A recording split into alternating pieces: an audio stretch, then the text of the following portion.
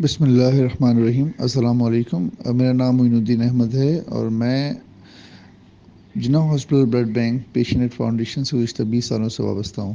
سب سے پہلے لوگوں میں جو مسپرسیپشنز ہیں یا غلط فہمی ہے کہ عطیہ خون صرف ان حالات میں ضروری ہوتا ہے کہ جب ملک جنگی حالات میں ہو، کوئی بم بلاسٹ ہو، کوئی ایکسیڈنٹ ہو۔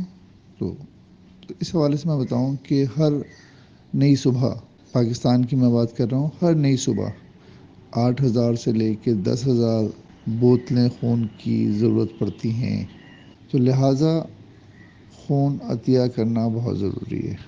ایک مرد جو ہے سال میں 4 دفعہ خون دے سکتا ہے، عطیہ کر سکتا ہے، یعنی کہ ہر 3 مہینے کے بعد وہ اپنا خون عطیہ کر سکتا ہے۔